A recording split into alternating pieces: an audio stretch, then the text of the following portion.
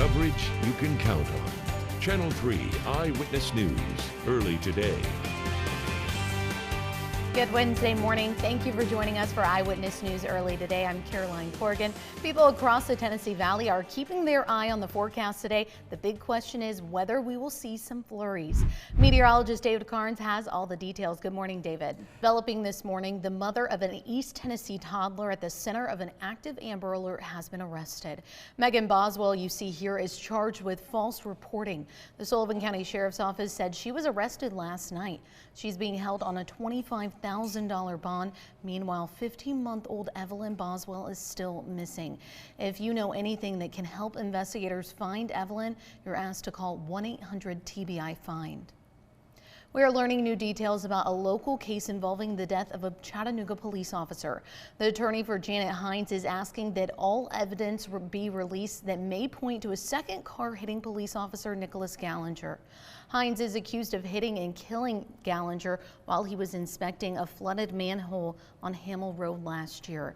Now, Hines' attorney Ben McGowan says another officer on the scene was the only witness to the accident, and he claims that a second vehicle hit Gallinger after Hines did. Chattanooga police responded saying they are unable to provide any non-existent evidence. Hines' trial is set to start in September.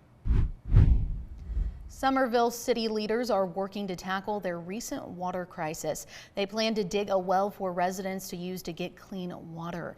Now, earlier this month, the EPA discovered some of the water in the city's system contained dangerous chemicals.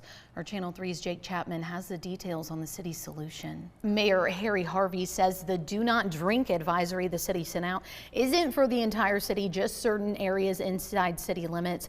The city will continue to supply bottled water as long as possible.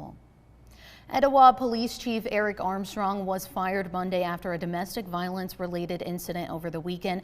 As of this morning, he has still not turned himself in. McMinn County Sheriff Joe Guy says that no one has seen or heard from Armstrong since deputies arrived at his home for a domestic dispute call Sunday morning. Now, deputies say when they arrived, he had already left. Sheriff Guy says Tennessee law doesn't give law enforcement much discretion in domestic violence cases. A student in Catoosa County is looking to change the way the school district handles suicide. Relic LaMountain is a sophomore at Heritage High School, and after losing a friend to suicide earlier this year, he believes the district needs to do more. The district currently has a suicide protocol that follows Georgia's standard. Now, it mandates counselors contact parents if their child is thinking of hurting themselves.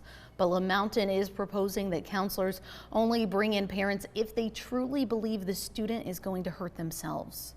We are celebrating the return of our very own Latrice Curry. After a long 6 months of recovering, she has some stories to tell. You can watch the stories as she shares her journey to recovery with us this week on Live at 5:30. If you miss these stories, you can of course watch them on our website and through our WRCB app.